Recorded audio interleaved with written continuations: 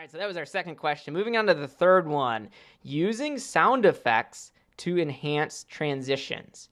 And this is not a direct question I got. It was more feedback I had for someone who said, look at my video, tell me what I can do with it. I'm curious, how I can make this better. So let me go in. I'm going to make a new project. I'm going to do this from scratch, just so you can see this. And call it audio. And what I'm going to do here is just to add two kind of random clips here. Let's do we have some pasta here. Oh, it's still early in the day. I just had breakfast, but food is kind of tricky. So let's do that one. And then we're going to make a kind of a dramatic transition here to something else. We'll go from the pasta to the eggs here, this video clip. And I'm going to do Shift Z to zoom into the timeline. This just fits the entire project here so you can see that. And notice we're going from this still image and we're going to add a transition to go to the egg here. So let's go into the transition browser. We'll look at our transitions. Let's do there should be a slide. I'll do something like that. We have divide transition. We're going to cross dissolve. Let's try a wipe. So wipes are nice because usually you're sliding across the screen with a pretty obvious transition that's being used, but it's not a dissolve. So let's use this one. This is just your standard wipe. We're going from, left to right. I'm going to create the transition. Let's play this and see what it looks like. Right, pretty straightforward transition, nothing to it there. There's no audio right now in this project, so when we watch this, we're really focused on the visuals. It's pretty straightforward. It's not too exciting, right? So this is where I recommend just take the extra couple seconds here, add a sound effect to this transition. And you can go up to the photo and audio sidebar here to see sound effects. And Final Cut includes many, many sound effects. Apple just bundles this stuff with Final Cut Pro. If you don't see these sound effects, go up to the menu bar, click on the Final Cut Pro menu, and choose Download Additional Content.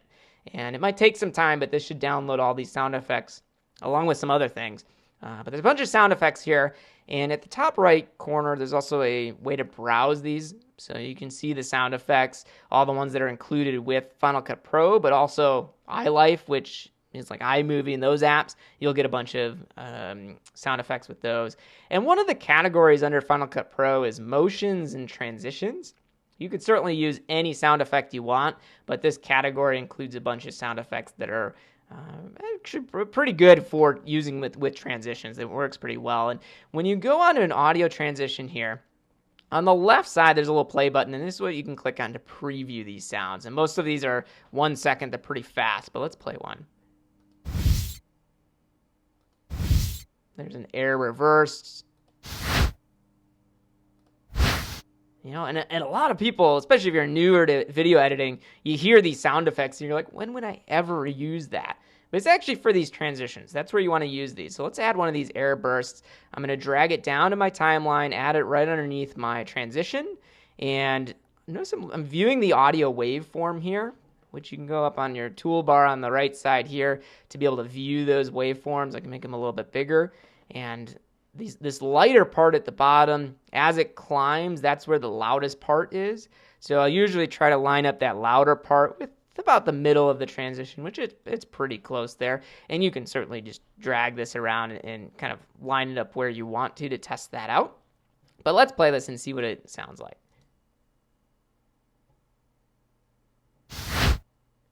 And we get our little sound effect there. If that's not the one you want to use, we can go up and search through our sound effects here, find another one. Obviously, a cartoon clock isn't great. This is a control room. Here we got a bunch of these hits, these electronic hits, a bunch of these. Those tend to be just little beats. I don't really like the hits, though. Here we get a swish. These swishes might work pretty well. So in this case, I already have one down here. So I'm actually going to drag this switch down here, and then I'm going to select it and delete it, right? Because we don't need two of these sound effects. And This sound is very, very quick, so I might also want to speed up the wipe just by dragging the edge of that transition. And I'll move over our little swish. There we go. And that's how we've now enhanced that transition. It's a very subtle sound that you as the editor, we're watching it right now. That's the only thing we're paying attention to. So it's very, very obvious, and it sounds like it's almost too much. But if you listen to, especially live productions that you're watching when they transition, you may hear those sounds underneath them. Pay attention. See how many of those you can spot. And it's a really simple way to enhance your project.